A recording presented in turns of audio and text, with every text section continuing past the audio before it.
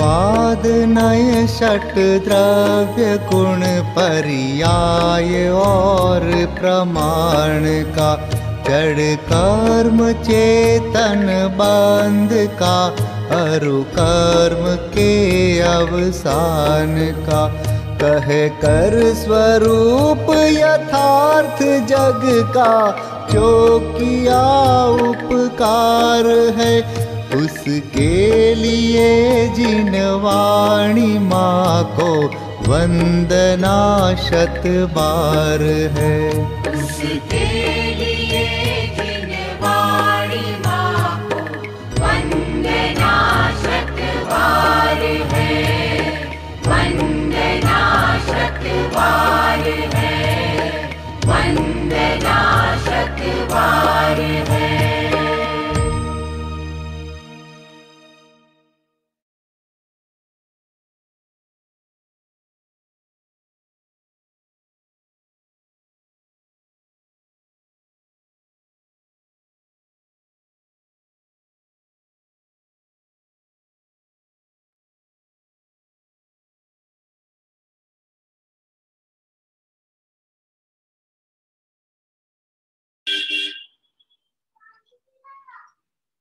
सभी सादर में बंधुओं को जय जिनेन्द्र। आइए मंगलाचरण पूर्वक स्वाध्याय प्रारंभ करेंगे।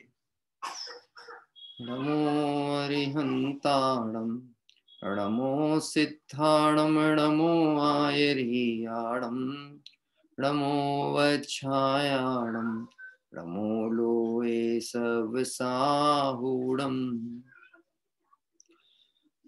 तिहुवणतिलयं देवं वन्दिता तिहुवणिन्द परिपूज्यं वोच्छमणुपेहावो भव्य जनानंद जनाणीयो त्रिभुवन तिलक सत इंद्र वंदित देव श्री अरहंत को कर नमन कहूँ अनुप्रेक्षाएं भव्य को सुख कर अहो भव्य को सुख कर अहो।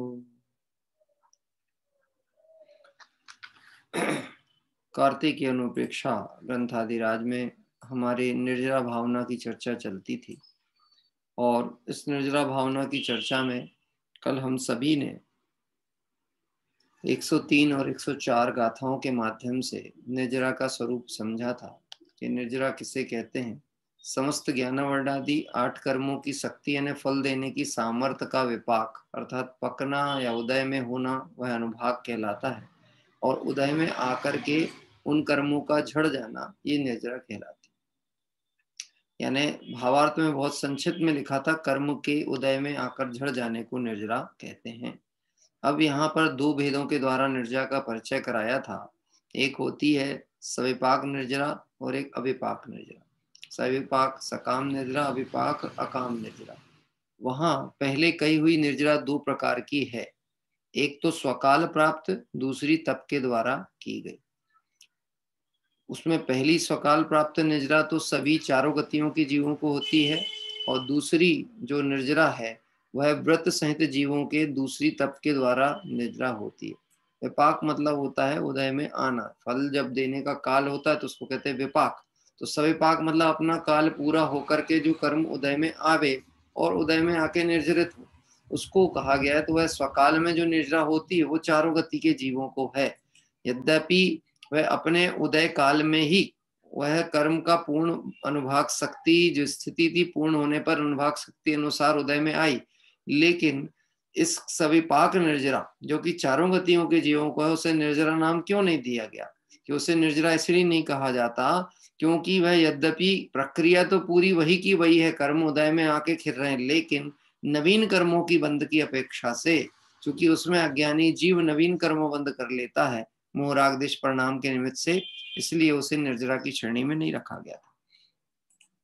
और दूसरी है जो कि व्रतधारी यानी ज्ञानी को होती है। व्रत सहित का मतलब होता है ज्ञानी। यद्यपि 4थे गुण स्थान में जहाँ पे हमारे सम्यक दर्शन की चर्चा आई है वहां अविरत सम्यक तो नाम दिया। नाम क्या दिया? अविरत सम्यक। मतलब वहां श्रद्धान की सम्यक्तता है लेकिन व्रत नहीं है। इसलिए अब आगामी जब गाथा आएगी तो प्रश्न आएगा कि निर्जरा प्रारंभ कहाँ से होती है। तो वास्तव में संवर तो जो है वो सम्यक दर्शन से हो गया, लेकिन निर्जरा उस अनुसार जितना अनंतानुबंधी संबंधी अभी श्रद्धा का सुधार हुआ, अनंतानुबंधी संबंधी कषाय ढीली पड़ी है, उतने अपेक्षा में तो ये जीव अनंत अनुबंध से बच रहा है। लेकिन निर्जरा कब होगी? तो निर्जरा का जो काल है वह इसके आगे 6वें गुण स्थान से उसकी चर्चा विशेष रूप से बताई जाएगी, जिसे हम अभी गाथा के माध्यम से देखेंगे। व्रत सहित जीवों के दूसरी तप द्वारा की होती है, मतलब जो दूसरी निर्जरा का भेद है वो व्रत सहित जीवों के होता है। निर्जरा 2 प्रकार की है। कर्म अपनी स्थिति को पूर्ण कर उदय होकर रस देकर खिर जाते हैं, वह सविपाक निर्जरा है। यानी पंक्ति याद रखें, पहली तो कौन सी है कि आम की डाली पकी और फल गिर गए अपना काल पा करके, और दूसरी है पाल विषय माली, यानी जिसको कहना चाहिए अपने परिणामों के बल से, जैसे कि किसी प्रयास के माध्यम से फलों को पकाया जाता है, ऐसे अपने वितरागी परिणाम के बल से ये मोह राग द्वेष परिणाम उत्पन्न ना हो वह तो संवर, और उन्हीं वितराग परिणामों के बल से बंधे हुए कर्म जो हैं वह फल देने के पहले निर्जरित हो जावे। या फिर अधिक कदाचित उदय में आ भी गए हैं, उस समय जो संवरमय परिणाम है उसके कारण से नवीन कर्म मंद नहीं होता है, उसे यह दूसरी निर्जरा के भेद में रखा गया। ये सभी व्रतधारियों के होती है।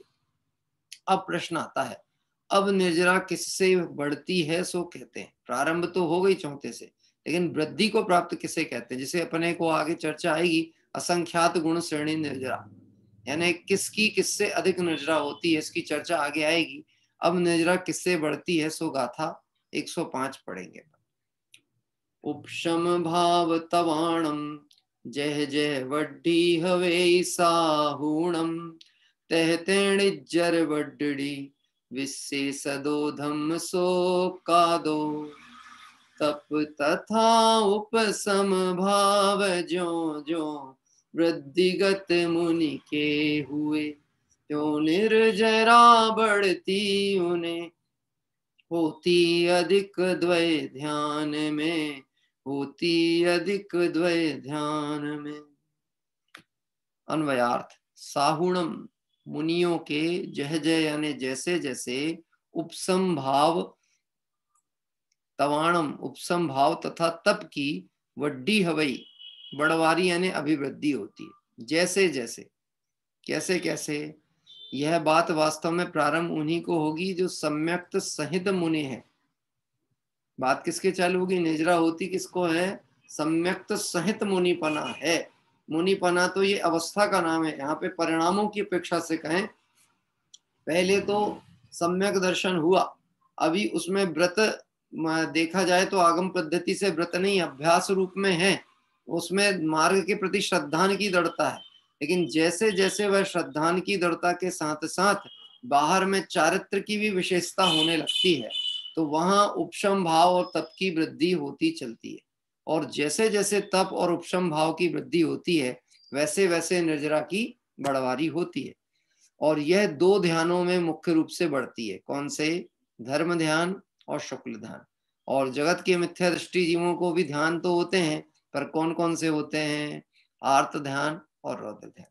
तो आर्त और रौद्र ध्यान आश्रव का कारण है, और निर्जरा की वृद्धि का कारण धर्म ध्यान और शुक्ल ध्यान। इस तरह से यहाँ इस गाथा के माध्यम से अब क्रमशः निर्जरा के बढ़ने की प्रक्रिया का परिचय कराया गया था। अब इसी के वृद्धि स्थानों को बताते हैं। अब ये बड़ी महत्वपूर्ण गाथाएं हैं जिसमें क्रमिक रूप से निर्जरा की वृद्धि कैसे होती है, ये चर्चा यहाँ की जाएगी। 3 गाथाओं से इस विषय को यहाँ बताया जा रहा है, 106, 107 और 108। पहले गाथा पाठ करते हैं।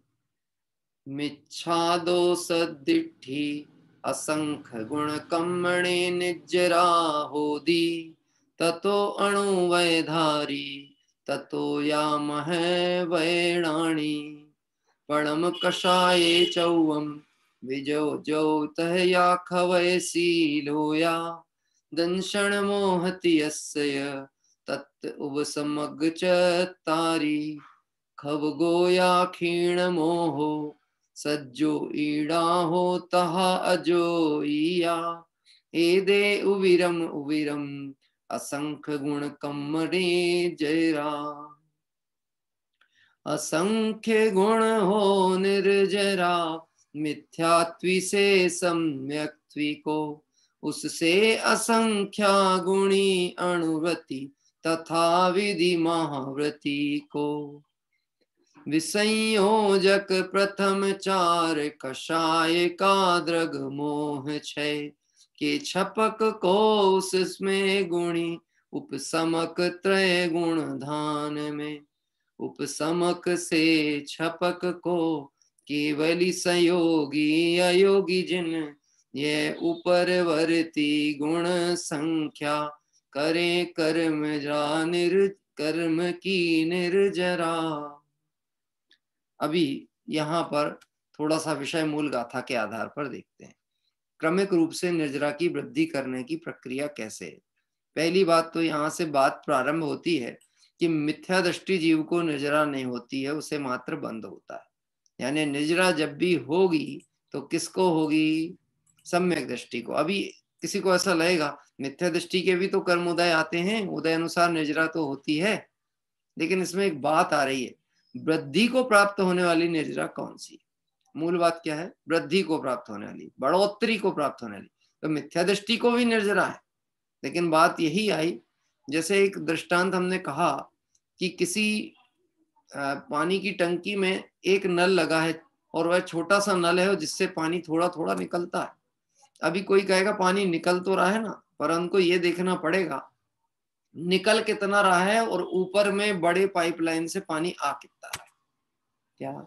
अब जिसमें आगमन ज्यादा है और निकलना कम हो रहा है, और जितनी मात्रा में निकल नहीं रहा उससे ज्यादा मात्रा में आ रहा है, अब वो परिणाम का संबंध बताया। कौन सा? निजरा यानी उदय के काल में मिथ्या दृष्टि जीव परिणामों को उससे तन्मय कर लेते हैं उदय से, और इस कारण से उनके नवीन कर्म का आश्रय विशेष होता है, इसलिए उनके निर्जरा नहीं। लेकिन फिर भी मिथ्या दृष्टि को जो निर्जरा है उससे असंख्यात गुणी निर्जरा किसको होती है? सम्यक दृष्टि जीव को होती है।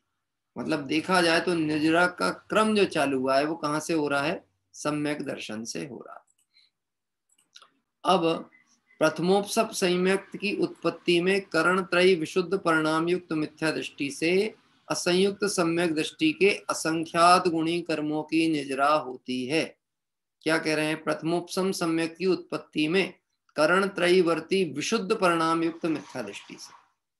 किसको? प्रथमोपसम्यक की उत्पत्ति काल में जो मिथ्या दृष्टि जीव है उसको करण परिणाम है ना।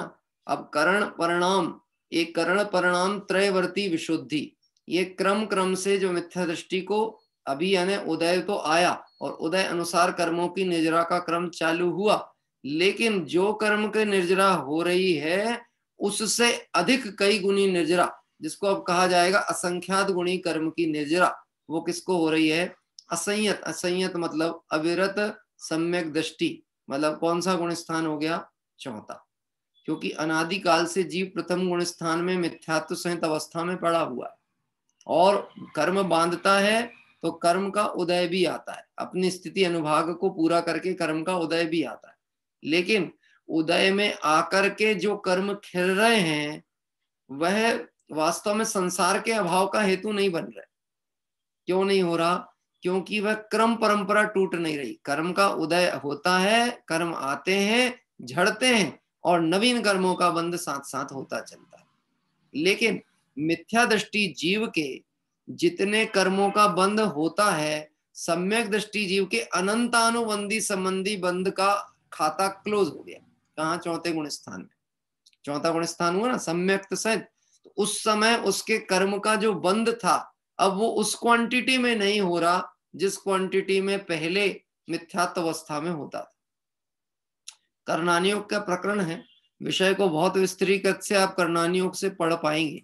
हम अभी बिल्कुल सामान्य दृष्टिकोण से इसको समझने की कोशिश कर रहे हैं कि निर्जरा की बढ़ोतरी की प्रक्रिया क्या है। तो अभी हमने सीधे क्या लिया? मिथ्यात्व दृष्टि। मिथ्या दृष्टि यानी अनादि मिथ्या दृष्टि, और सम्यक्त को प्राप्त हुआ। तो सम्यक्त को प्राप्त हुआ तो उसके पहले भी मिथ्या दृष्टि को निर्जरा थी, लेकिन उससे असंख्यात गुणी निर्जरा किसको हो रही है? अविरत सम्यक दृष्टि जीवों को। यद्यपि अभी उसके व्रत नहीं है, तब भी श्रद्धा की सम्यक्तता से अनंतानुबंधी संबंधी अनंत बंध प्रक्रिया पर विराम लग गया। और ना केवल बंध प्रक्रिया पे विराम लगा, जितनी जितनी आंशिक रूप से श्रद्धा के कारण वितरागता में वृद्धि हो रही है, उस अनुसार उसके निर्जरा भी कैसी हो रही है? असंख्यात गुणी कर्मों की निर्जरा भी होती है। ततो अणुवयधारी, उससे देशव्रती शावक के असंख्यात गुणी होती है। अब क्रम से आप समझते चलिए। चौथा गुण स्थान अविरत सम्यक, पांचवा गुण स्थान कौन सा? देशविरत। पांचवा गुण स्थान कौन सा? देशविरत। तो चौथे गुण स्थान वाले को जितनी निर्जरा, उससे असंख्यात गुणी निर्जरा होती है। किसको? देशव्रती श्रावक को, उससे असंख्यात गुणी निर्जरा। अभी कोई कहेगा इसके पीछे कारण क्या है? प्रमोशन हो रहा है इसलिए उनको ये छूट मिल रही है। ये प्रमोशन का मूल कारण है परिणाम। गुणस्थान किसको कहते हैं? जीव के परिणामों की जो तारतम्यता है उसको गुणस्थान का। तो जैसे जैसे परिणाम ए जीव के बाह्य उपयोग से हटकर स्वसन्मुख होंगे, और जैसे जैसे विषय कसाय से हटेगा और स्वरूप की निमग्नता की ओर आगे आगे बढ़ेगा, वैसे वैसे उसके गुण स्थान भी चढ़ना होगा और वैसे वैसे उसकी निर्जरा भी वृद्धि को प्राप्त होगी। तो चौथे गुण स्थान वर्ती से असंख्यात गुणी निर्जरा देशव्रती श्रावक्य होती है। तत्तो या मही भी रानी, उससे महाव्रती मुनियों के असंख्यात गुणी होती है। किससे? देशव्रती से ज्यादा निर्जरा किसकी? महाव्रती मुनिराज की। उससे अनंतानुबंधी कषाय का विसंयोजन करने यानी अप्रत्यख्यान आदि रूप परिणाम न करने वाले के असंख्यात गुणी होती है। विसंयोजन मतलब होता है जो अनंतानुबंधी कषाय है उसको कन्वर्शन करके काय में ले जा लेने की प्रक्रिया अप्रत्यख्यान, प्रत्यख्यान या संजुलन है ना। तो अप्रत्यख्यान आदि रूप परिणाम न करने वाले को असंख्यात गुणी निर्जरा होती, क्योंकि चौथे गुण स्थान में तो कौन सी कषाय का अभाव हुआ? अनंतानुबंधी संबंधी। लेकिन अब उसके बाद में अप्रत्यख्यान होगा तो वो कषाय तो कषाय ही है, चाहे वो अनंतानुबंधी हो, अप्रत्यख्यान हो, प्रत्यख्यान हो। बुखार तो बुखार ही है, चाहे वो 105 डिग्री का हो, 102 डिग्री का हो कि 100 डिग्री का हो। क्या कह रहा है? लेकिन किसी ने औषधि सेवन किया, योग उपचार किया, पथ्य का सेवन किया, कुपथ्य का त्याग किया और ये सब प्रक्रिया से 105 डिग्री बुखार को 102 डिग्री पर लेके आया, है ना। ये तो हो तो प्रक्रिया रही समझाने को, लेके आया तो बोलो वो अच्छा है कि नहीं? 105 से 102 में आना बेटर है कि नहीं? हाँ, अच्छा है ना। कम से कम बुखार तो कम हुआ ना, अब सुधरने के अवसर बढ़ रहे हैं कि नहीं बढ़ रहे? स्वास्थ्य ठीक होने के लक्षण हो रहे हैं कि नहीं हो रहे? ऐसे जिसने अनंतानुबंधी की विसंयोजना करके और कहाँ ले गया उसको? अप्रत्यख्याना वर्ण आदि में। ऐसे महाव्रती मुनियों को अब अप्रत्यख्यानादि का परिणमना किसको हो रहा है? तीन कषाय चौकड़ी का अभाव जिनको होता है, ऐसे दिगंबर मुनि भगवंत। अब तीन कषान कौन सी? अनंतानुबंधी, अप्रत्यख्यान, प्रत्यख्यान। क्या संजुलन तो अभी रहेगी, लेकिन तीन कषाय चौकड़ी के रूप में जिनको अभी वृद्धि हो रही है, विशुद्धि वितरागता बढ़ रही है, ऐसे महामुनियों को असंख्यात गुणी निर्जरा होती। किन से? महाव्रती यानी छठवें गुण स्थान से आगे सातवें वाले को निर्जरा कैसी होगी? असंख्यात गुणी निर्जरा होगी। या दंशन मोह तियस्य या खवय सीरो, उसमें दर्शन मोह का क्षय करने वाले के असंख्यात गुणी होती। क्रम क्या बता रहे हैं? अभी तो अनंतानुबंधी तक आए, अब अनंतानुबंधी के बाद दर्शन मोह। अब कोई कहेगा कि दर्शन मोह तो ये जो है ये कौन से गुण स्थान में कर लेंगे? हाँ, दर्शन मोह है ना, श्रद्धा संबंधी दोष है, तो चौथे गुण स्थान में ही हो जाना थी। लेकिन अभी यहाँ किस बात को चर्चा चल रही है? कषाय की विसंयोजना की बात चल रही है। अनंतानुबंधी गई, लेकिन अनंतानुबंधी जाने पर भी कषाय सत्ता में है, तो विसंयोजना क्रम से जैसे जैसे जैसे विशुद्धि और वीतरागता बढ़ती है वैसे वैसे निर्जरा होती है। इसमें अभी मैं गुरुदेव श्री के आधार पर चर्चा लूंगा, तब बहुत सरल विषय से स्पष्टीकरण होगा। पहले तो हम विषय को जिस रूप में लिखा है उस अनुसार से थोड़ा सा क्षोभसम का विषय बनाए। पहले तो अपने ज्ञान में लाए कहना क्या चाह रहे हैं, फिर हम श्रद्धान में भी लाएंगे समझते हुए कि इसका मूल रहस्य क्या है। देखिए, उसमें दर्शन मोह का क्षय करने वाले को असंख्यात गुणी होती है। अभी इसमें दर्शन मोह का इसलिए शब्द डाला कि कोई को कहना चाहिए छठवां गुण स्थान हो जाए, लेकिन श्रद्धान की सम्यक्तता ना हो, तो उसको असंख्यात गुणी निर्जरा नहीं कही जाएगी। क्या कह रहे हैं? उसको असंख्यात गुणी निर्जरा नहीं। क्यों? क्योंकि अभी श्रद्धा में कमी पड़ी हुई थी, श्रद्धा के परिवर्तन के बिना निर्जरा प्रारंभ नहीं होती। अब कोई कहेगा ऐसा हो सकता है कि क्या कहते हैं सम्यक्त रही है और छठवां गुण स्थान में पहुंच जाए? क्या ऐसे प्रश्न तो बहुत सारे उत्पन्न हो सकते हैं। हाँ, अभी विचार करो, मिथ्या दृष्टि जीव है, कब का है? अनादिकाल का। मिथ्या दृष्टि को तो समझना कितना आसान हो गया, क्योंकि हम अध्यात्म समझते हैं तो हम जानते हैं जिसकी मान्यता उल्टी है उसका हर काम गलत है। हाँ, लेकिन गजब की बात है, जिसके श्रद्धान की सम्यक्तता नहीं है उसके परिणाम कम ज्यादा मंद कषाय हो, तीव्र कषाय, तीव्र की तो बात नहीं करेंगे, मंद कषाय भी हो तो भी वह विशुद्धि और वृद्धि का कारण नहीं बनती। इसलिए यहाँ क्रमिक रूप से ये चर्चा देते हुए क्रम क्रम से बताया जा रहा कैसे कैसे कैसे आगे बढ़ेंगे। उसमें दर्शन मोह का क्षय करने वाले के असंख्यात गुणी होती है। तथो उपसमग्र चत्तारी, उसमें उपसम श्रेणी वाले 3 गुण स्थानों में असंख्यात गुणी होती है ना। अब यहाँ पर उपसम श्रेणी, उपशांत मोह यानी 11वें गुण स्थान, फिर छपक श्रेणी, इस सब की चर्चा आएगी। श्रेणी यानी होता है चढ़ना, आरोहण करना।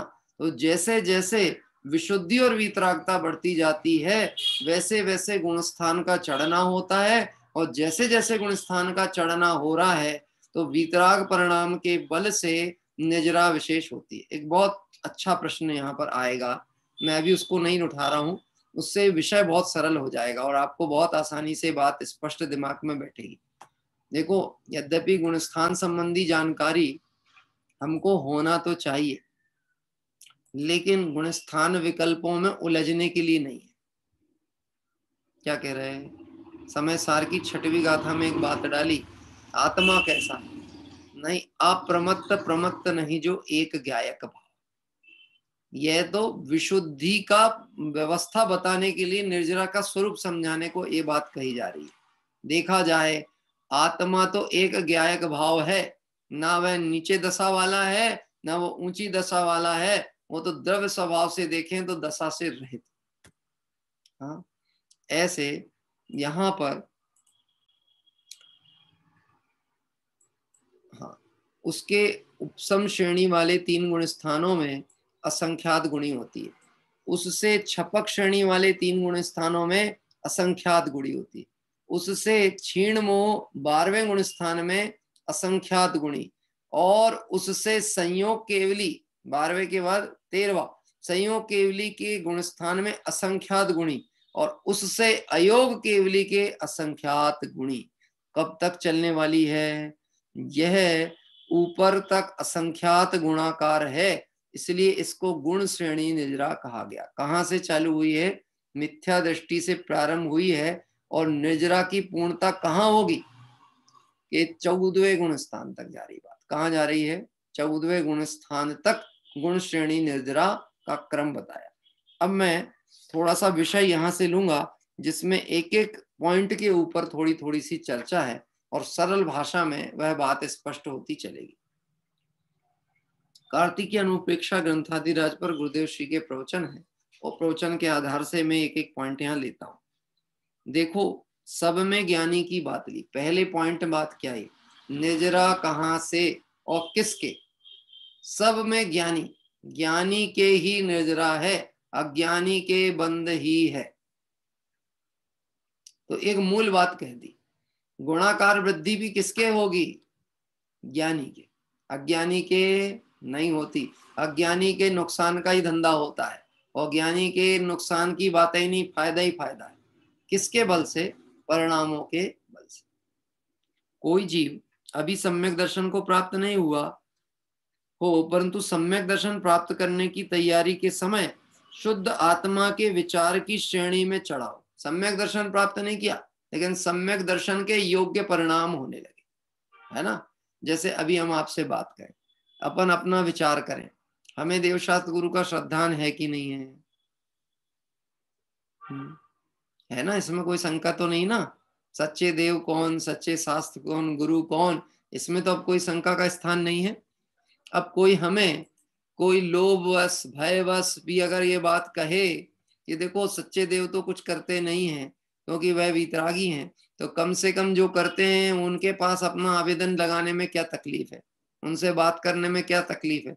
तो हमारा अंदर श्रद्धान क्या बात कहेगा? यानी हम मानेंगे तो सच्चे को ही मानेंगे, मैं झूठे को नहीं मान सकता।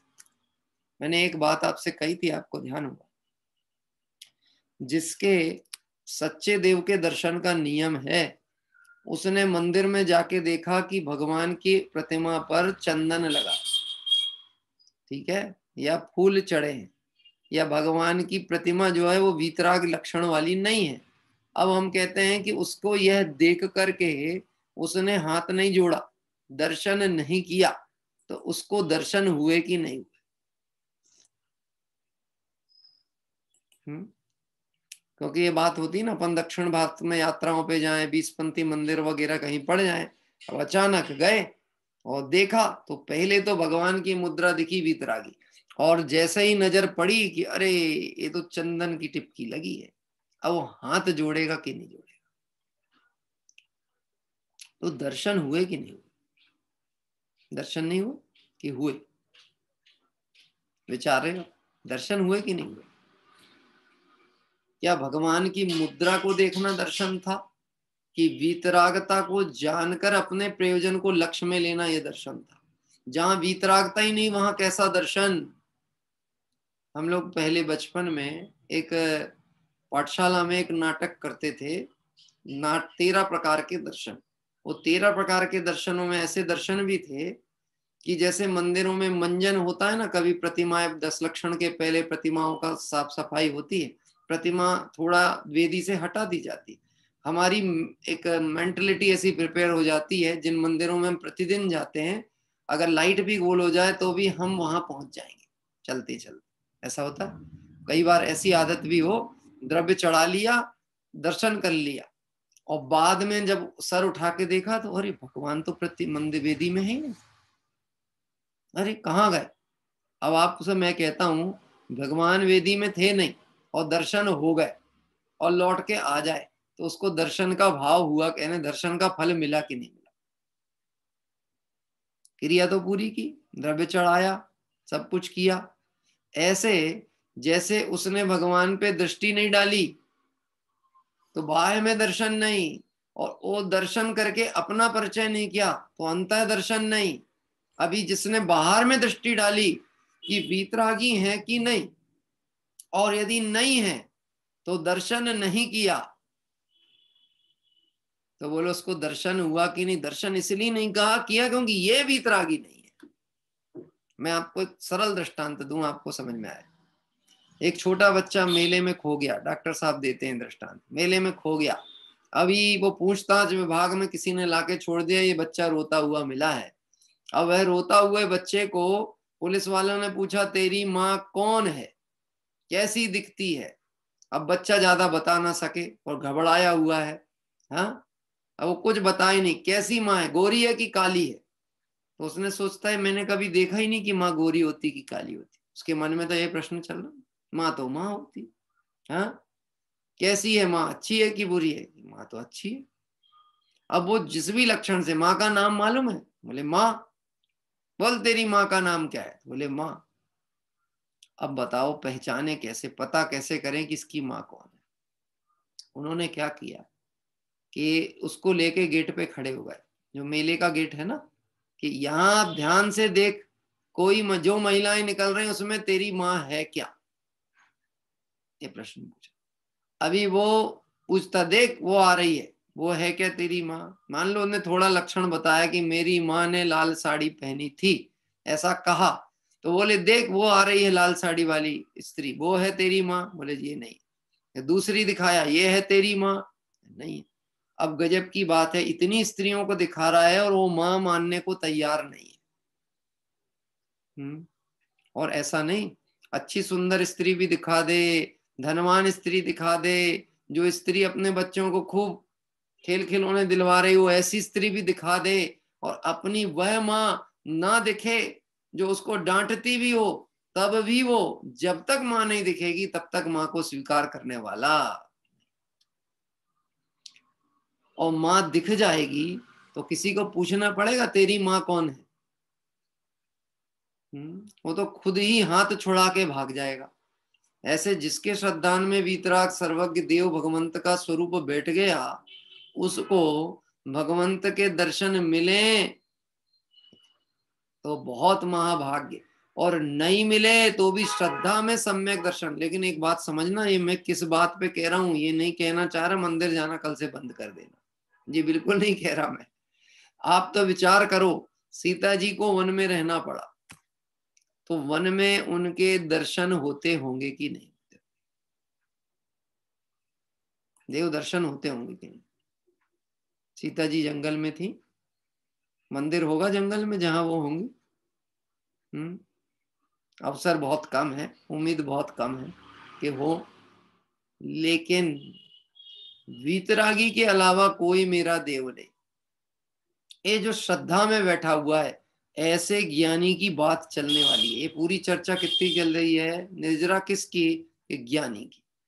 जिसकी श्रद्धा में सम्यक्तता है उसी के निर्जरा का क्रम प्रारंभ होता है।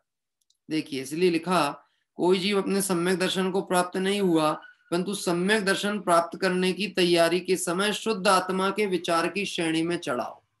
मैं आपसे फिर प्रश्न करता हूं, आपको आत्मा शब्द सुन करके अच्छा लगता है कि नहीं लगता? आत्मा शब्द सुन करके अच्छा लगता है कि नहीं? समय सार शब्द बोला जाता है तो ऐसा लगता है कि नहीं लगता? ये हमारी जिनवाणी है, ये हमारा ग्रंथ है।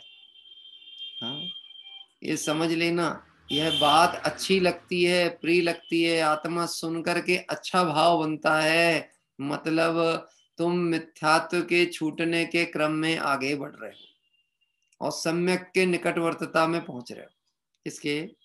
किसकी रेंज में आ रहे हैं? सम्यक की रेंज में। पहली बात तो है वो बात अच्छी लगनी चाहिए, समझ में आएगी नहीं आएगी, श्रद्धा में आएगी नहीं, वो तो बात की बात है। कोई विद्यार्थी सफल वही हो सकता है जिसको ये बात का भरोसा है, मैं यह कार्य कर सकता हूं। कब करूंगा, कितने दिन में करूंगा, कर पाऊंगा कि नहीं कर पाऊंगा, ये विकल्प नहीं, कर सकता हूं। तो बोलो वो पार हो जाएगा कि नहीं होगा? समय में अंतर आ सकता है, अधिक समय या कम समय, उससे कोई दिक्कत नहीं। इसलिए उस जीव के जिसके आत्मा के विचार की श्रेणी में चढ़ा, उस जीव को विशुद्ध परिणाम से निजरा होती है। उसकी अपेक्षा सम्यक दृष्टि को चौथे गुण स्थान में असंख्यात गुणी निजरा होती है।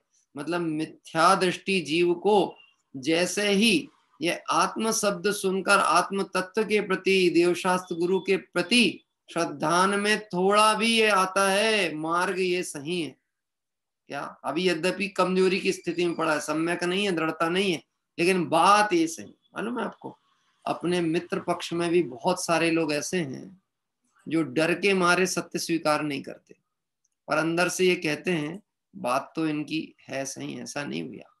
आचरण भी देखना हो तो इनका देखो, है धर्म की चर्चा भी सुननी हो तो इन लोगों से सुनो, पंच कल्याणक भी देखना हो तो इनके देखो। एक बार ऐसा हुआ, एक सामाजिक पंच कल्याणक था मंदिर का, वहां पे उन्होंने मुझसे कहा कि हमको भजनों की जरूरत है। क्या पंच कल्याणक में जो पंच कल्याणक प्रासंगिक भजन होते हैं ना, तो हम भजन प्रयोग कर लें क्या, आपके वाले भजन प्रयोग कर लें क्या? तो मैंने कहा किसका पंच कल्याण है? भगवान का है, पार्श्वनाथ भगवान का। कर लीजिए, क्या दिक्कत है? अभी बात यह आई, आप हमारे जो भजन है, मतलब हमारे जो प्रतिष्ठाचार्य जन ने दिए हैं, उसको आप सुन करके इसमें थोड़ा सा सुधार कर दोगे क्या? मैंने कहा हमें सुधार करने का ना तो अधिकार है ना हमारी इतनी कला है क्या, क्योंकि मैंने वो सुना उनके गीत, उनने जो 2-3 सैंपलिंग को दिए थे गीत, वह सुन करके कहीं अध्यात्म की चर्चा तो खैर कोसों दूर दूर दूर तक ना दिखे, लेकिन जो प्रसंग है वो प्रसंग की भी महिमा का व्याख्यान कहीं नहीं।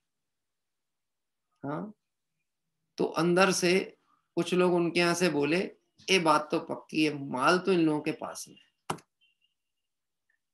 क्या, पर बस गड़बड़ी ये है कि ये पूरे सही नहीं है। गड़बड़ी तो इतनी है, माल तो इनके पास है, दुकानदार अच्छा नहीं, माल बहुत अच्छा है इसके पास, दुकानदार अच्छा नहीं, ये समस्या है उनकी। लेकिन सुनना, इतना भी बोलने की हिम्मत होना या अंदर से परिणाम होना कि इनका माल अच्छा है, ये सुधरने के लक्षण है उसके। क्योंकि जिसके तीव्र कषाय होती है ना, उसको तो सद्गुण भी दोष ही रूप प्रतीत होते हैं। अब आप समझना, कोई ऐसा जीव जो अन्य में है वो इतनी बात कह रहा है, ये बहुत बड़ी समझ लेना, उसकी कषाय जो तीव्र कषाय थी वह चोट पड़ रही है और वह अंदर से ही कमजोर होने का काल आने लगा है।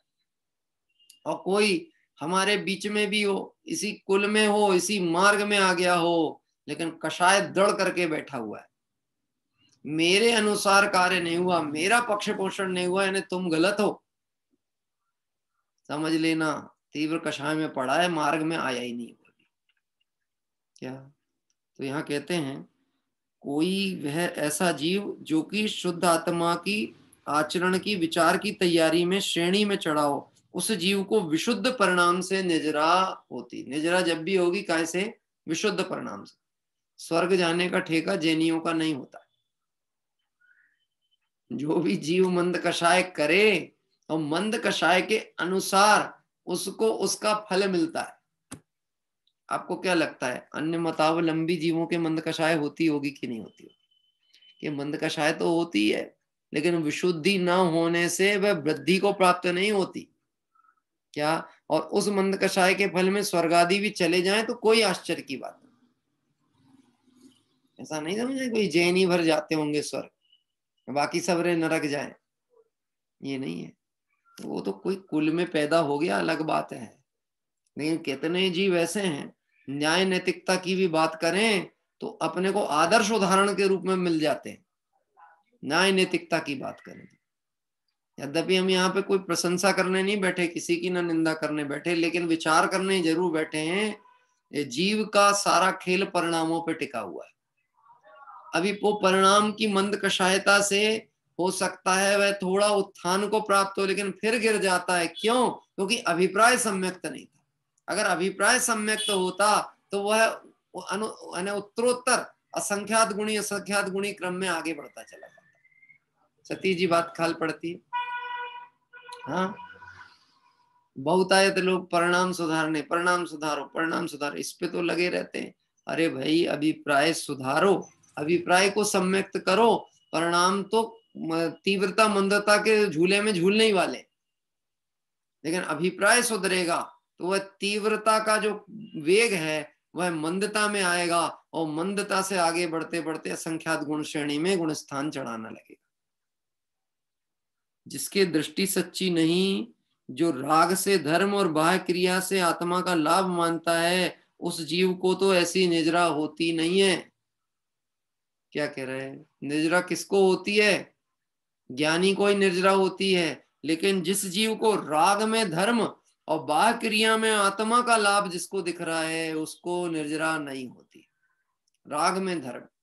अब अपन थोड़ा सा अपने ऊपर विचार करें। हमने आज दिन भर में धर्म के लिए क्या क्या किया? धर्म के लिए क्या क्या किया?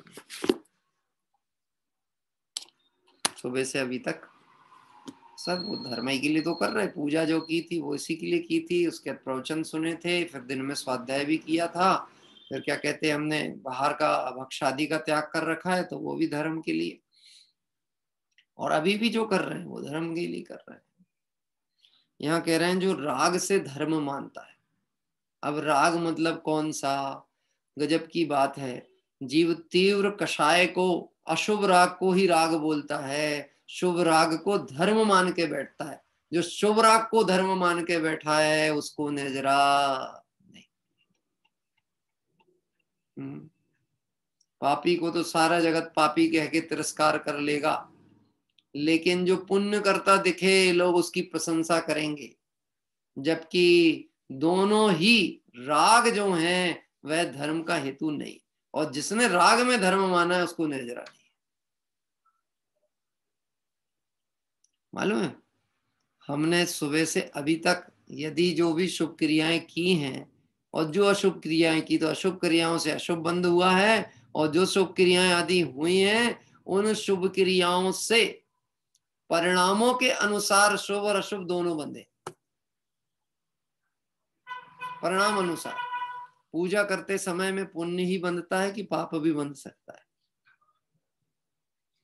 अभी स्वाध्याय के समय में क्या हो रहा होगा? पुण्य की पाप?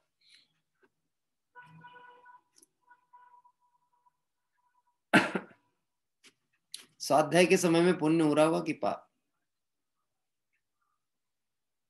दोनों कि एक? दोनों। किसको?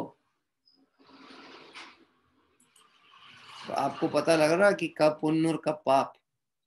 अच्छा, ज्यादा बेटर कौन सा है? पुण्य होए कि पाप हो? हम प्रकरण चला रहे हैं निर्जरा का, और अपन डिस्कशन और सोचने में क्या लग गए कि पाप को तो बुरा कह ही देना चाहिए, ये जो पुण्य बंधे सो तो ठीक ही है। यहाँ कह रहे हैं जिसको राग में धर्म और बाह्य क्रिया में आत्मा का लाभ मानता है बाहर क्रिया से, उस जीव को ऐसी निर्जरा होती नहीं। मतलब कौन सी निर्जरा नहीं होती? जो गुण श्रेणी निर्जरा का क्रम अब बताने वाले हैं, वह जीव को निर्जरा नहीं होती, उसके बंध ही होता है। जिसको पुण्य का रस पड़ा हुआ है उसको पुण्य बंधेगा कि नहीं बंधेगा ये नहीं मालूम है, लेकिन पुण्य की चाह में जो उसका परिणाम फंसा है वो पाप बंध का कारण। देखो ऐसा होता है, कोई लोग लोभ के वश भी मंदिर आते हैं। ऐसा अन्य मत की मान्यता हो ये नहीं, जैन मती में भी ऐसे लोग हैं। कभी मंदिर जाने का भाव नहीं आए, लेकिन कोई पाप का उदय आ जाए, कोई कोर्ट केस कचहरी हो जाए, या कोई किसी ने क्या कहते हैं अपने ऊपर आरोप प्रत्यारोप लगा दिया और बहुत टेंशन है, आर्थिक स्थिति कमजोर है, फुर्सत में है, कुछ समझ नहीं आ रहा करें तो क्या करें, तो चलो मंदिर होके आते हैं और भगवान से थोड़ी याचना प्रार्थना करेंगे कि हे भगवान जरा ये उपसर्गों के बादल छट जाएं हमारे।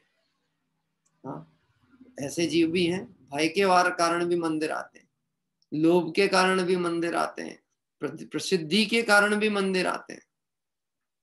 क्या और लोकोपवाद ना हो, लोग क्या कहेंगे, हम जैन कुल में पैदा हुए, हम मंदिर नहीं जाएंगे तो लोग क्या कहेंगे, इस भय से भी मंदिर आते हैं।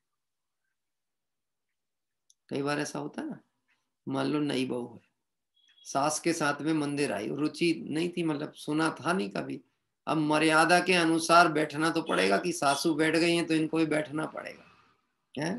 अब मैं आपसे पूछता हूँ, पल्ला ढाकी, ये नई बहू है, अब अंदर पल्ले में बैठ करके क्या सोच रही है, सो रही है कि जग रही हो, तो भगवान ही जाने।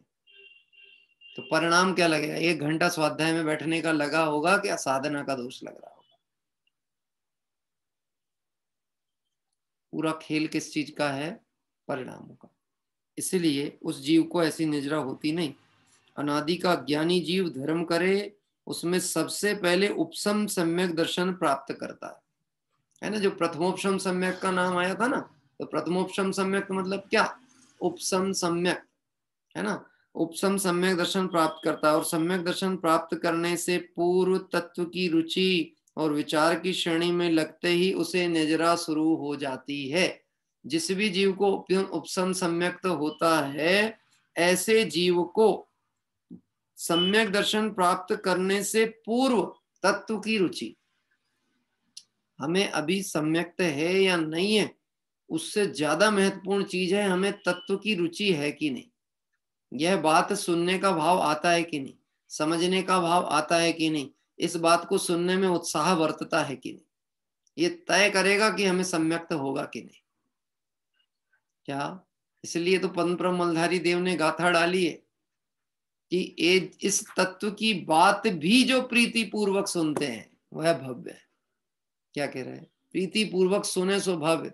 जिसको ये बात सुन करके नाक मुंह सुकोड़े हैं कि दिमाग खराब हो जाए, दिमाग भारी हो जाए, अपनी ही, देखो ऐसे तीव्र कषाई जीव भी देखने को आए हैं जो अपने ही मूल धरोहर जिनवाणी को अपमानित करते हुए देखे गए। एक समय चला था दौर, कषाय बहुत थी, तो लोगों ने मंदिरों से जिनवाणी निकाल के बाहर रोडों पे फेंक दी, क्यों? अपनी नहीं है, अपनी नहीं है। कुछ ऐसे हैं जिन्हें पढ़ने में कुछ नहीं आता, लेकिन भैया कोई बात नहीं है, अपने को टाइम नहीं है, पर कम से कम यह है कि उसको अच्छे से रखे रहने दो, दर्शन कर लो, चलो। एक जीव ऐसे, एक ऐसे कषाय वाले जो बाहर फेंक रहे, एक ऐसे हैं कि रखे रहने दो, और एक ऐसे हैं कि रखे ही मत रहने दो, ये रखने के लिए नहीं है, या अध्ययन के लिए, इसको पढ़ो। अब ये तीनों कषाय हैं, फेंकना भी कषाय है, रखे रहने दो भी कषाय है, और पढ़ो ये भी कषाय है। लेकिन इन तीनों कषायों में अंतर है। बात ख्याल में आती? तीनों कषाय के रूप हैं, लेकिन तीनों में अंतर है।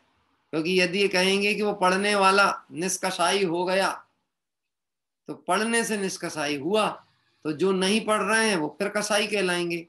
जैसे मुनिराज ध्यान की अवस्था में है, बाहर में कोई आलम्बन नहीं लिया, हाँ, अरहंत सिद्धादि हैं, इनको बाहर आलम्बन की जरूरत नहीं है, तो क्या ये कषाय हो गए? हाँ, वो तो मंद कषाय में वो पढ़ने का भाव आया।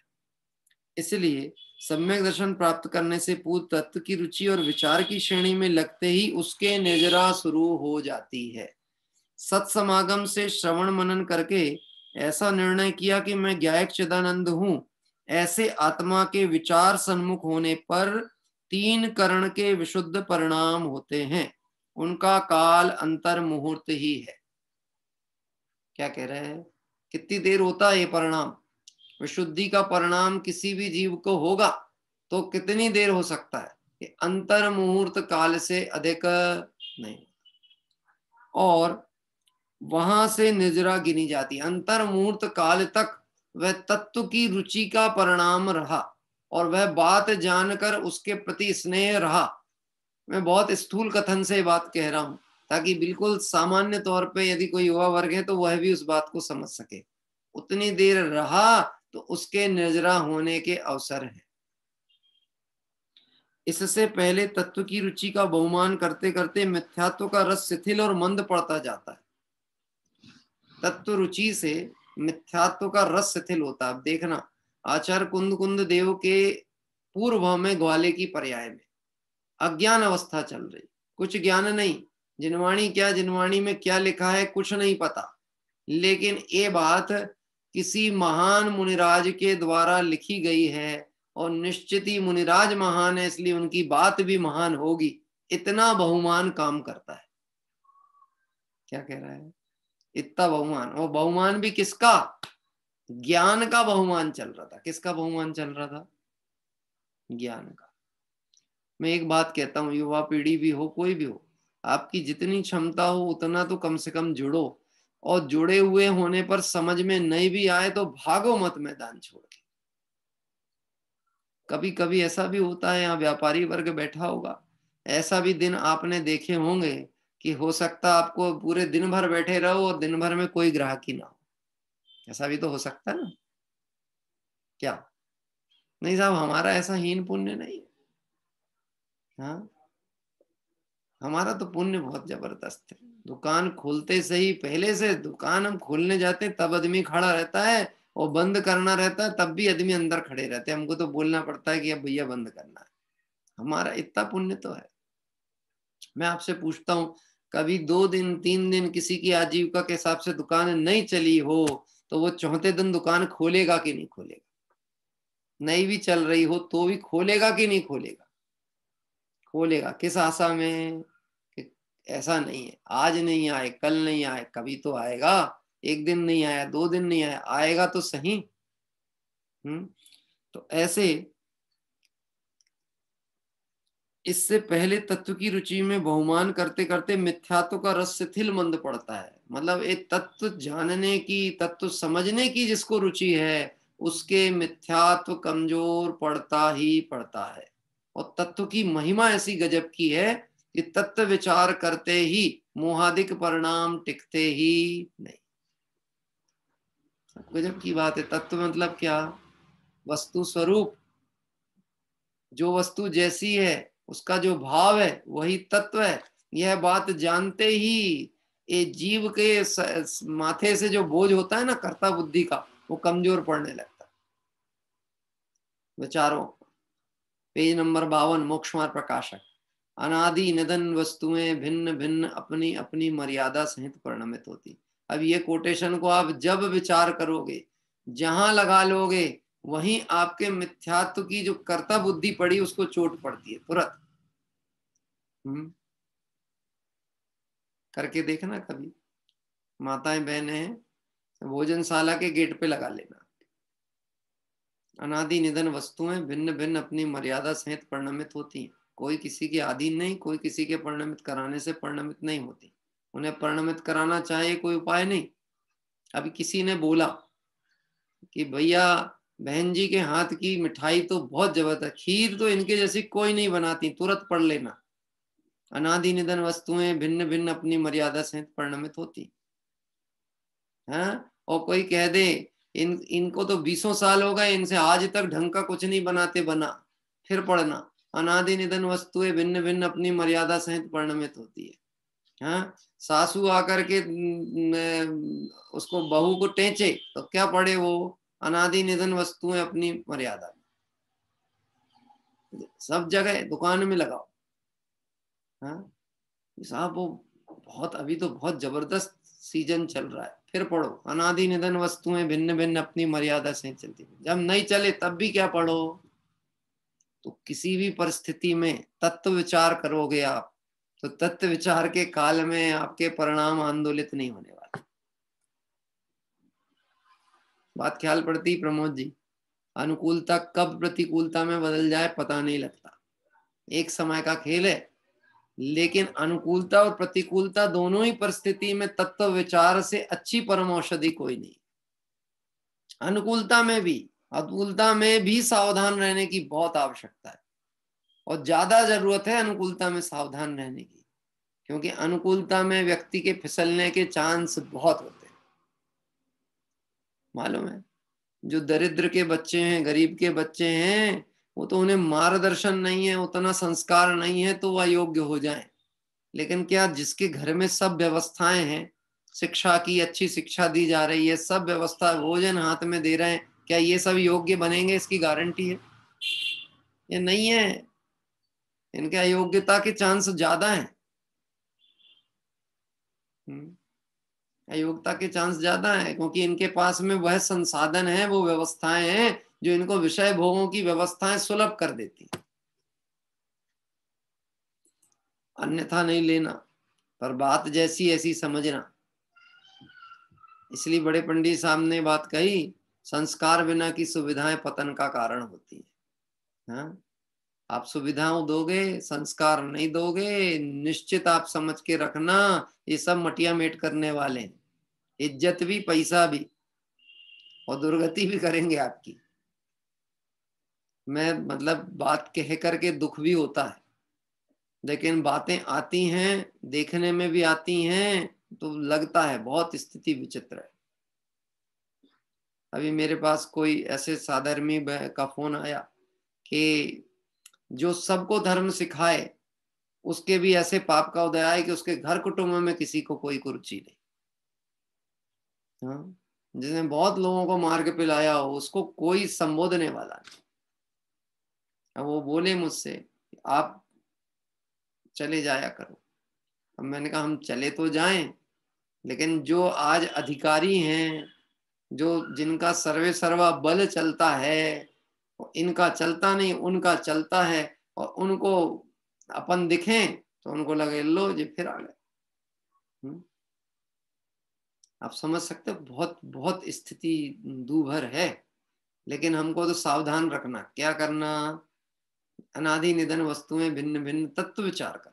ये सब परिस्थितियां किस जीव के सम्यक्त होने के अवसर बन रहे हैं, जिसके बहुमान से, तत्व की रुचि के बहुमान से मिथ्यात्व ढीला पड़ता है, उसके ही अवसर हैं सम्यक्त की प्रकटता के। परंतु उसे अभी निर्जरा में नहीं गिना जाता। जो शिथिल और मंद भी पड़ रहा है ना, इसको निर्जरा में नहीं गिना है। ये भूमिका हो सकती है प्रारंभिक, पर ये निर्जरा नहीं है। चैतन्य के अंतर स्वभाव में झुकाव करके उसका साक्षात करने के लिए जो तैयार हुआ, वह अधाकरण इत्यादि के विशुद्ध परिणाम होते हैं। तो करण की चर्चा चल रही थी ना, अधाकरण, अनिवृत्तिकरण, वो मैं इसलिए उनकी व्याख्या शब्द नहीं ले रहा हूं, क्योंकि वो नवीन शब्द जिनके लिए होंगे तो हमें उसका आधार ग्रंथ निकाल के फिर उसकी व्याख्या चर्चा में जाना पड़ेगा। इसलिए मैं इस प्रवचन के आधार पर विषय को जितना सरलीकृत हमें समझ में आ सके, बहुत अच्छा। देखो, समय सार संक्षेप रुचि शिष्यों के लिए भी है, और बृहद रुचि वालों के लिए भी है, गहन रुचि वालों के लिए भी। ये तो माल आप कितना निकाल सकते हो, ये उसके ऊपर है। ऐसा दृष्टांत दिया है, गाय के थन में दूध है, विधि ज्ञान हो तो उतना निकाल पाए। जो ग्वाला है ना, उसे विधि ज्ञान है किस ढंग से लेना, और रुचि कैसी है उस अनुसार निकाले वो। नहीं तो एक दृष्टांत दिया है, जिसकी जैसी दृष्टि होती है उसमें से वैसा ग्रहण करता है। जैसे कोई ग्वाला तो दूध निकाल ले, और कोई थन में चिपका हुआ वो एक जीव है, क्या नाम होता है उसको, गोंच टाइप होता है ना एक छोटा सा, वो रक्त पिए उसका, वही दूध है अमृत तुल्य, और वो उधर पे से रक्त पीता है। असली कौन कैसा ग्रहण करेगा कोई ठिकाना नहीं। हाँ, लेकिन अपने तो भाग्य है कि अपन तो सही बात समझने की योग्यता पात्रता वाले हैं। इस पे किसी को शंका तो नहीं है ना? अपनी योग्यता पे किसी को शंका तो नहीं, क्योंकि योग्यता का प्रमाण पत्र जैन समाज में या जैन शासन में कोई देने वाला नहीं है आपको। आपका परिणाम ही आपकी योग्यता को तय करने वाला है। वहां अधःकरण इत्यादि के विशुद्ध परिणाम होते हैं। तब जिस कर्म की निर्जरा होती है उसकी अपेक्षा असंख्यात गुणी निर्जरा चौथे गुण स्थान में सम्यक दृष्टि को होती है। वस्तुतः यहीं से मिथ्यात्व का संवर हुआ और गुण श्रेणी निर्जरा प्रारंभ। कौन से गुण स्थान से? चौथे गुण स्थान से मिथ्यात्व का संवर हुआ और संवर के साथ ही निर्जरा भी प्रारंभ हो गई। इस तरह बहुत सारे पॉइंट हैं जिन्हें हम क्रम क्रम से देखेंगे और उससे ये विषय बहुत स्पष्ट होगा। गुण श्रेणी निर्जरा उत्तरोत्तर वृद्धि को प्राप्त होने की प्रक्रिया क्या। एक पैराग्राफ की 4 पंक्तियां और हैं, इसको मैं पढ़ देता हूं, कल व्याख्या करेंगे। जो जीव पहले गुण स्थान में होने पर भी चैतन्य स्वभाव के सन्मुख हुआ और सम्यक दर्शन प्राप्त करने की तैयारी हुई, क्योंकि मिथ्यात्व से सीधे कहाँ आ सकता है? चौथे में भी आ सकता है। हाँ, तो ऐसे मिथ्यात्व से चौथे में आने वाला जो जीव है उसके सम्यक दर्शन भी प्राप्त करने की तैयारी हुई। वहां अंतर मुहूर्त पहले किंचित विशुद्ध परिणाम होते हैं।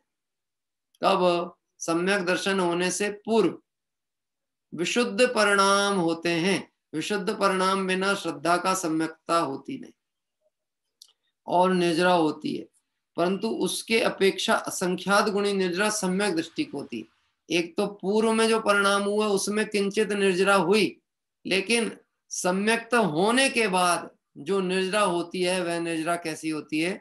असंख्यात गुण वाली निर्जरा होती है। युद्ध के समय अथवा अशुभ परिणाम के समय अविरत सम्यक दृष्टि को असंख्यात गुणी निर्जरा होती है। अब ये व्याख्या कल करेंगे। युद्ध करते काल में भी सम्यक दृष्टि को असंख्यात गुणी निर्जरा होती है। किस समय? युद्ध करते समय। और मिथ्या दृष्टि को उपवास करते समय, पूजा करते समय भी आश्रव होता है। ये भगवान, बहुत, यही तो बहुत बड़ी समस्या है। ये बात पल्ले ना पड़े ना तो ऐसा लगे कि बहुत पक्षपाती है जैन दर्शन। हाँ, पर गजब की बात है, ये मार्ग का कोई करता धरता है नहीं। इसको ना किसी ने बनाया है, ना कोई इसकी व्यवस्था का संचालक है। इसलिए आप आरोप किसी पर नहीं डाल सकते। सिर्फ समझना पड़ेगा और समझ के स्वीकार करना पड़ेगा। क्योंकि जो भगवान भरोसे पड़े लोग हैं ना, वो भगवान को पूजते भी बहुत हैं और कोसते भी बहुत हैं। क्या कह रहे हैं? जो भगवान भरोसे वाले, भगवान भरोसे पड़ा रहा, भरपूर सुखी कर दोगे तुम, यह सोचे सन्मुख खड़ा रहा। कब तक खड़ा रहेगा? आखिर जब उसको लगेगा मेरी विनती नहीं सुन रहे, तो कहीं ना कहीं जाकर के तो अपनी अरदास लगाएगा कि नहीं लगाएगा। हाँ? ऐसे भी लोग होते हैं, कलेक्टर से मिलने गए थे, अब कलेक्टर आए नहीं, आ गए तो कलेक्टर की मीटिंग चल रही थी तो मिलने नहीं मिल रहा था, तो कुछ नहीं तो चपरासी से ही रिक्वेस्ट करो, अरे यार काम निपटवा दो। वो कहेगा बाबू से बात करो। अब बाबू के चक्कर में आप फंसे तो आप समझ लेना आपका काम होगा कि नहीं होगा, ये भगवान ही जाने। और आप डायरेक्ट पहुंच जाते, थोड़ा प्रतीक्षा भी कर लेते और डायरेक्ट पहुंच जाते, तो बहुत कुछ अवसर था कि आपका काम बन जाता। यदि नीतिगत काम होता तो बनता ही बनता। मैंने बात कही थी ना, अब एक दिन, अभी 2 दिन पहले एक बात आई थी ना कि सब मनोकामनाएं पूरी होती है, तो तय करना पड़ेगा मनोकामना क्या है। हाँ, क्यों साहब, मंदिर के भगवान हमारी सुनते हैं कि नहीं सुनते? सतीश जी, आपके डासाला के भगवान सुनते हैं कि नहीं सुनते? हमारे यहाँ के तो सुनते हैं। आपके यहाँ के नहीं सुनते? हमारे यहाँ के सुनते हैं। आप आ जाना, हम सुनवाई करवा देंगे आपकी। तो पहले तय करो आप सुनना क्या चाहते हो, वैसा ही उत्तर आपको मिलने वाला है। यदि आप सुख और शांति और निरपेक्षता की चाह लेकर के जाओगे तो जय परम शांत मुद्रा समेत भविजन को निज अनुभूति हेत, वैसी दृष्टि से देखोगे तो परम शांति के कारण बनने वाले। इस तरह से कल चर्चा को पुनः जोड़ेंगे। आइए अभी हम चलते हैं भक्ति के क्रम में। हाँ जी, कौन ले रहा है भक्ति? नए लोग भी प्रयास किया करें, बहुत अच्छा लगेगा। आइए हम आमंत्रित करते हैं हमारे जयप्रकाश जी जो हैं आदरणीय, जेपी मामा जी के नाम से सेव है आपका नंबर। हाँ लीजिए, अनम्यूट करिएगा।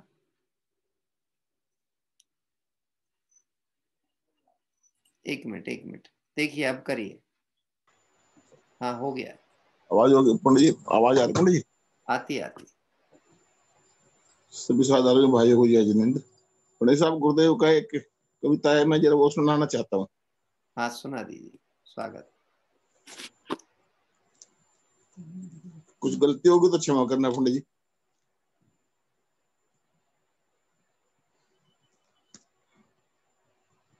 थोड़ा समय लगेगा, दो 3 मिनट का। हाँ पहले 4 लाइनें किसी कवि की लिखी हुई।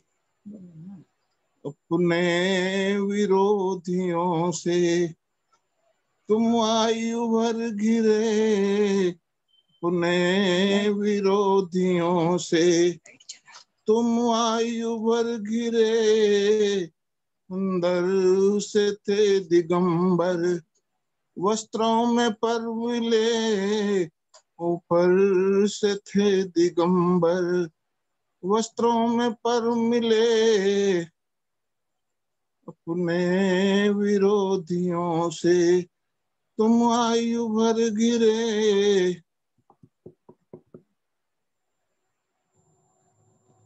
सम्यक दृष्टि काहन गुरुवर। पंडित जी आवाज आ रही है?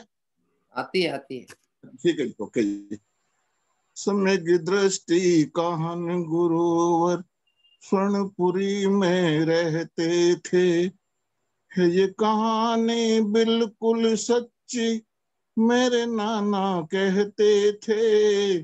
सम्यक दृष्टि काहन गुरुवर स्वर्णपुरी में रहते थे, गुजराती मिट्टी ने फिर अपना अतीत दोहराया है, गुजराती मिट्टी ने फिर अपना अतीत दोहराया है, फिर एक बार विलक्षण प्रतिमा धारी को पुजाया है।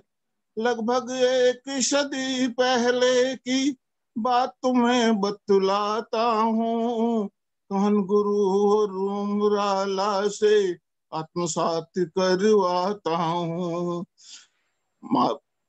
माता उज़्मा बाई ने एक पुत्र तन को जन्म दिया, मोती चंद जी स्त्री माल ने जग को मोती भेंट किया।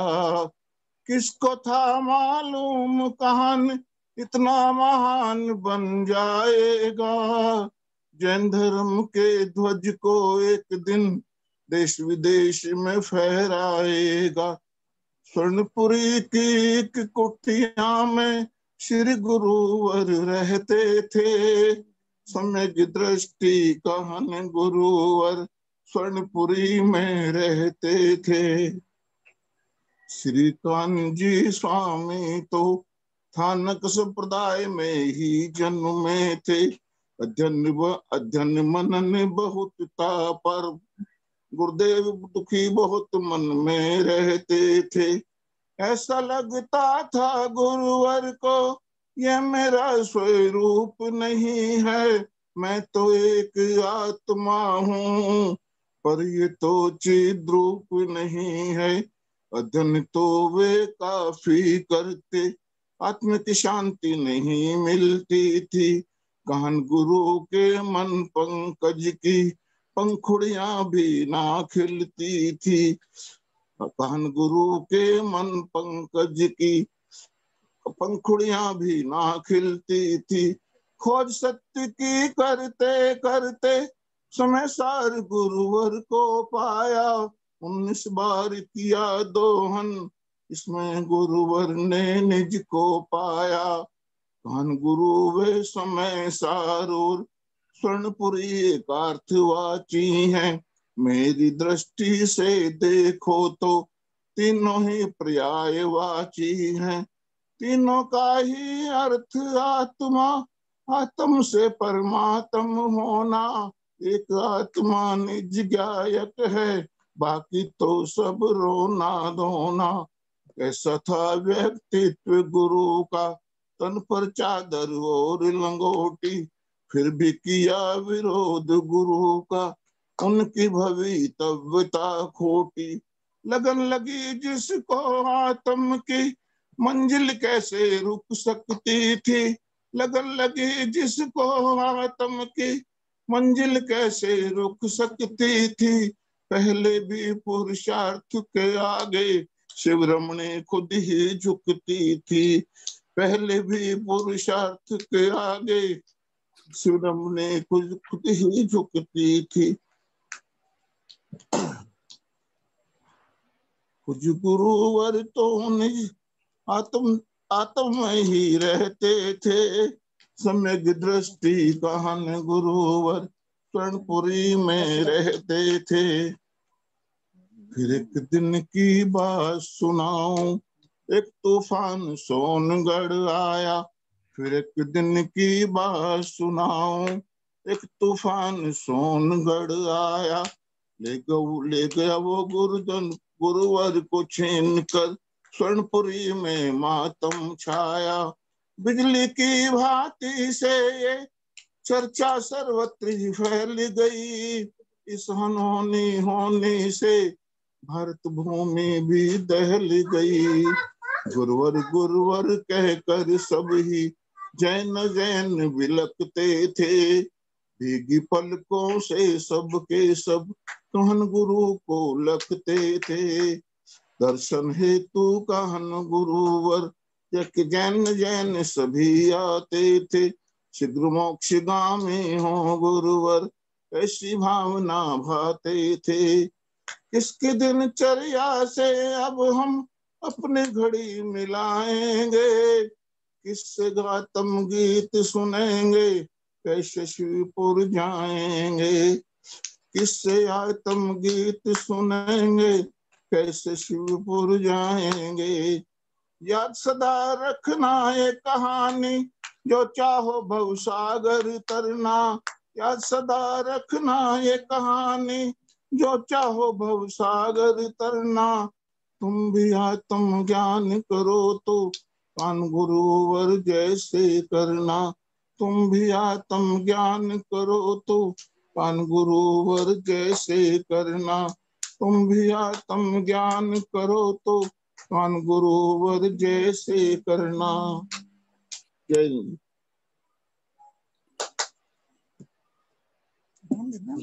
अभी हमारे जयप्रकाश जी साहब जो कि दिल्ली के पास कांदला या वहीं से हैं, दिल्ली साइड से हैं, आपने अभी पूज्य गुरुदेव श्री का स्मरण किया और उनके जीवन वृत्त की महत्वपूर्ण घटनाओं को अपनी काव्य पाठ के द्वारा प्रस्तुत किया। निश्चित ही अच्छा काव्य पाठ है और लगभग वो ऐसे घटनाक्रम से जुड़ा हुआ दिखता है जैसे कि गुरुदेव श्री की जयंती, अवतार दिवस आदि पर लगभग इस तरह के पाठ हम सुनने में आते हैं। वास्तव में गुरुदेवों की महानता की चर्चा इसलिए की जाती है क्योंकि उन्होंने उस शुद्धात्म तत्व के लिए अपना जीवन लगाया जिसको भूल कर के जीव जगत में दुखी हो रहे हैं। वास्तव में महान तो वह आत्मा है, महान वह शुद्धात्मा है और उस शुद्धात्मा की आराधना करने वाले को भी महान कहा जाता है।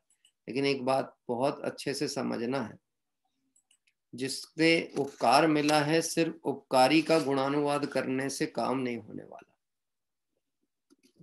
उपकारी के गुणानुवाद से काम नहीं होगा। उपकारी के गुण तो याद आते हैं और आते भी हैं। कृतज्ञता तो इसी बात में रहेगी कि उनके गुण याद रहें, लेकिन जिस बात को उन्होंने कहा, जिस तत्व का उद्घाटन किया, उस तत्व की महिमा इससे कई गुनी हमारे हृदय में रहनी चाहिए। तो वास्तव में हम कहेंगे कि हम उनका बहुमान मान सकते हैं और उनका बहुमान इसी बात में है कि हम बात को माने। जैसे आज मैं कहूं एक पिता का आज्ञाकारी पुत्र वही कहलाएगा जो पिता की आज्ञा पे चले और उनकी आज्ञा को माने, तो आज्ञाकारी।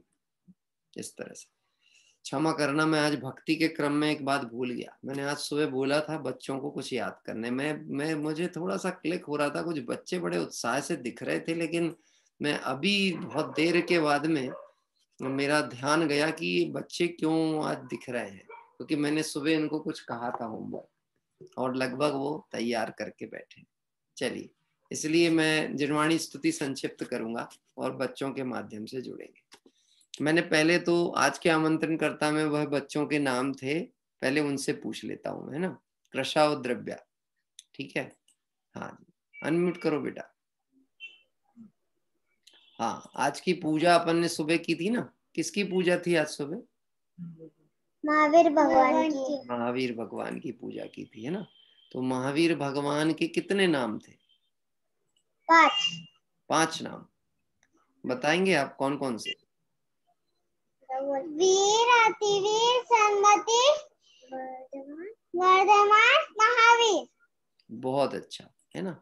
तो जब वो बचपन में थे, छोटे बच्चे थे, बालक के रूप में, तब उनका नाम क्या था? वर्धमान। वर्धमान, है ना। वर्धमान का मतलब जानते हो क्या होता है? वर्धमान किसको कहते हैं? नहीं, जो वृद्धि को प्राप्त हो, जो डेवलप्ड होता जाए, उसको वर्धमान कहा जाता है ना। तो वो थे तो एक सामान्य हमारे जैसे छोटे बालक थे, लेकिन आत्म स्वरूप के बल से, सच्चे मार्ग पे लगन के कारण से वो आगे बढ़ते गए, बढ़ते बढ़ते वो महावीर तक पहुंचे। उसके बीच के क्रम में उनके 4 नाम और अपन देखते हैं, 3 नाम और, वीर, अतिवीर और सन्मति। हाँ, आपको पता है वीर नाम क्यों पड़ा था? फिर हम अतिवीर के लिए दूसरे से पूछेंगे, बताएं। वीर नाम, हाँ, वीर नाम पड़ा था कि वर्धमान उनके फ्रेंड्स के साथ गार्डन में खेल रहे थे, तो एक देव स्वर्ग से नीचे आया और सांप का रूप लेकर उधर आ गया, तो सारे बच्चे डर गए। वर्धमान जी नहीं डरे। वर्धमान जी उनके ऊपर नाचने लग गए।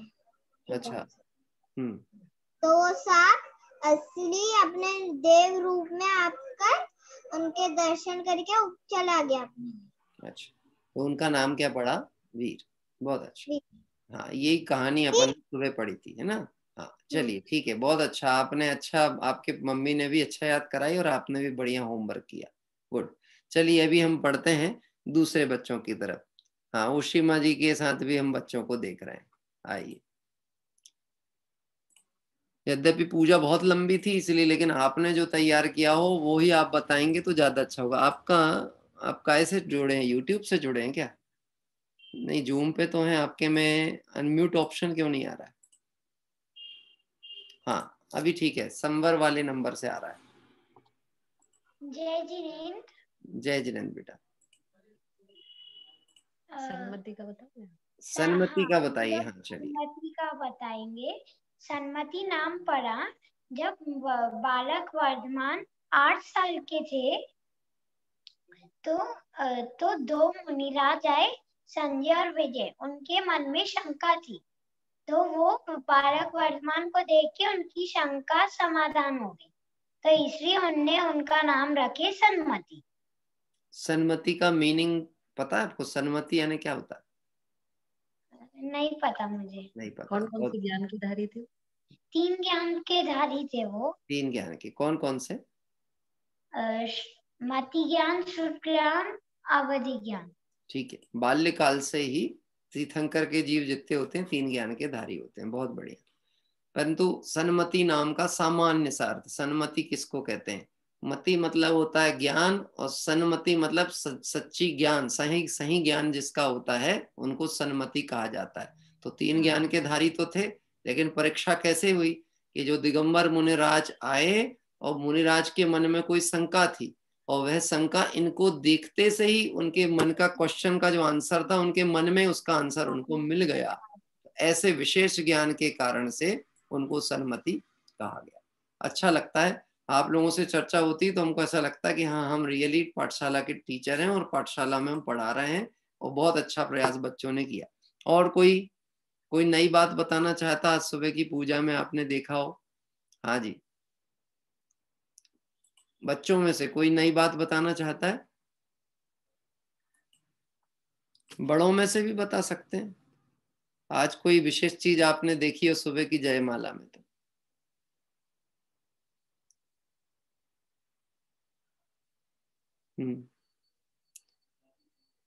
जल्दी से हाथ उठाएं भैया, टाइम भी हो रहा है। बड़े लोग तो सिर्फ सुन करके ही संतुष्ट हो जाते हैं। हाँ, बड़े लोग कुछ बोलते ही नहीं। चलिए, हाँ, ये कल्पना दीदी के यहाँ से उठा रहे हैं क्या बच्चे? कुछ बोलेंगे? हाँ, अनम्यूट करो बेटा।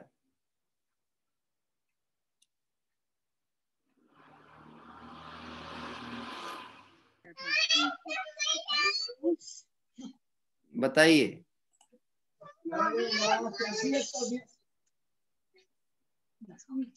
महावीर भगवान की 10 भाव की चर्चा थी। हाँ, पर्याय में सी पर्याय में लिंग पर्याय में क्या हुआ था? सम्यक दर्शन। सम्यक दर्शन हुआ था। तो किसके कारण हुआ था सम्यक दर्शन?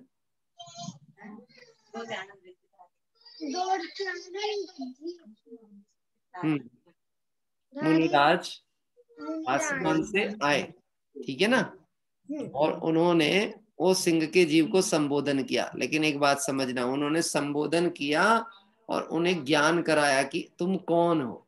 क्या ज्ञान कराया? तुम कौन हो। और जैसे ही उनको ये ज्ञान में आया कि मैं तो जीव हूं, मैं ज्ञान दर्शन स्वभावी हूं, ये काम मेरे लिए अच्छा नहीं है, ये शोभा नहीं देता है कि मैं किसी जीव की हिंसा करूं, गलत काम करूं, ये ज्ञान होते ही और फिर उन्हें अपने आत्मा की पहचान हुई और सम्यक दर्शन हुआ। तो इस तरह से वो सिंह की पर्याय में उनको सम्यक दर्शन की प्राप्ति हुई। हाँ जी, शाश्वत कुछ बोलना है?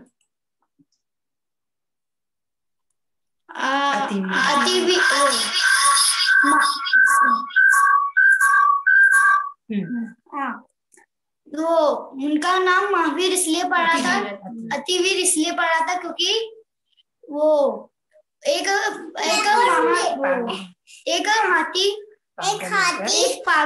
हाथी पागल होकर पूरे नगर में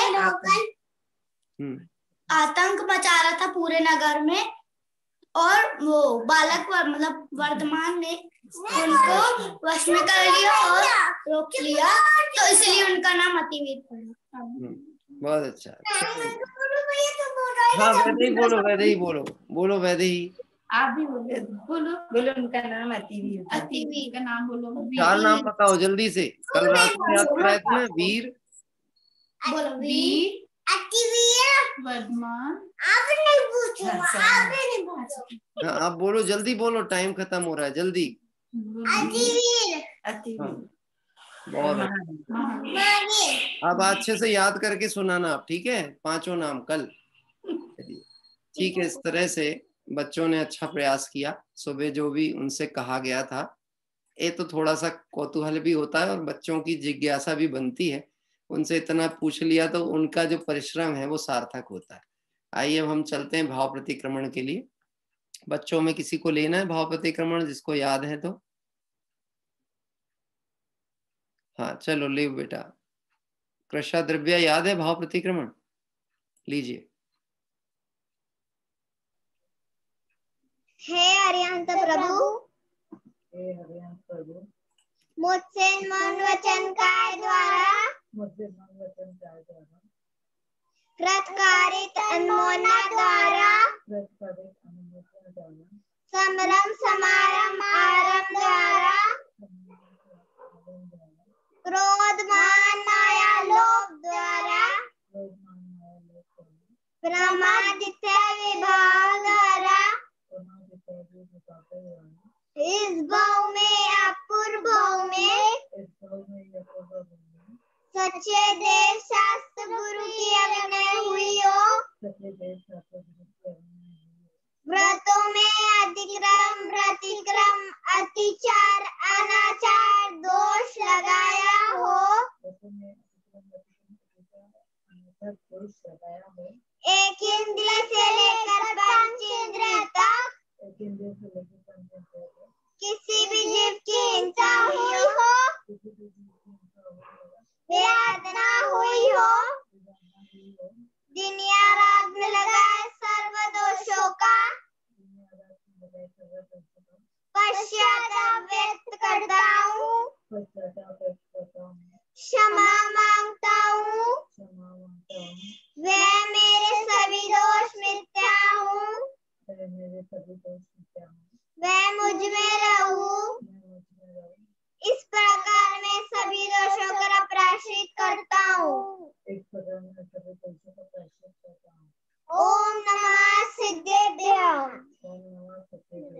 जय जयेंद्र। जय जय। बहुत सुंदर। छोटे छोटे बच्चों को इतना अच्छा कंठस्थ याद हो गया है, ये बड़ी प्रसन्नता की बात है और बिल्कुल उन्होंने निर्दोष उच्चारण किया। आइए हम सभी अब कल की मंगल तीर्थ वंदना के क्रम में चलते हैं। आज समय बहुत ज्यादा हो रहा है। कल प्रातः काल हम सभी पहुंचेंगे श्री दिगंबर जैन मंदिर, इशुवारा करके एक जगह है जो कि सागर बीना रोड पे बुंदेलखंड का क्षेत्र है। 16वीं शताब्दी का एक प्राचीन मंदिर पर्वत के ऊपर है। बाद में समाज ने यहाँ पर नवीन मंदिरों की रचना की और बहुत सुंदर मंदिर पर्वत के ऊपर है। कल प्रातः काल उसी सुंदर मंदिर के दर्शन करते हुए 234वीं मंगल तीर्थ वंदना के लिए हम कल प्रातः काल जुड़ेंगे। आइए अभी हम सभी जिनवाणी स्तुति पाठ करके विराम लेते हैं। अमर साधना में रत योगी, तन कांटे सा सूख गया है। वैभव की उन्माद भरी उन रातों को अब भूल गया है। इधर वासना थकती जाती, उधर तप रही कंचन काया। मचल पड़ी है उसे रिझाने आज विश्व की मोहक माया। तपोवनी में जल जल योगी, कंचन हो निखरा करते हैं। अभिशापों में वरदानों के स्वर्णिम फूल खिला करते हैं।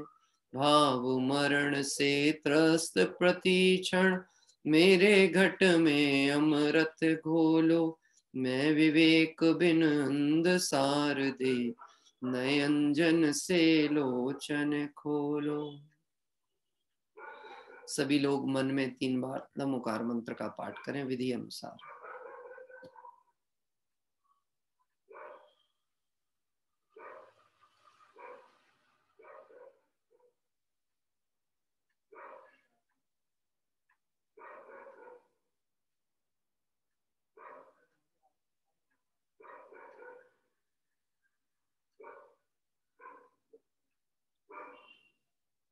जय बोली द्वादशांग में जिनवाणी माता की जय हो। देवशास्त्र गुरु भगवान की जय हो। अनंतानंद सिद्ध परमेष्टि भगवंतों की जय हो। वीतरागी जैन शासन की जय हो। कल प्रातः काल हम सभी जो क्षेत्र की जानकारी दी गई है वहां पर 5 तीर्थंकर भगवंतों की सुंदर प्रतिमाएं विराजमान हैं। से मंगल क्षेत्र के दर्शन पूजन के लिए कल प्रातः पुनः जुड़ेंगे और समयसार कलश का बहुत ही सुंदर गुरुदेव श्री के प्रवचन के आधार पर व्याख्यान चलता है, विषय चल रहा है, उस चर्चा से जुड़ें। सभी जीव सुंदर आराधना के पथ पर चलकर आत्म कल्याण करें। इसी पवित्र भावना से विराम। सभी को जय जिनेंद्र। किसी को नाम प्रेषित करना हो तो अभी आप कर दीजिए।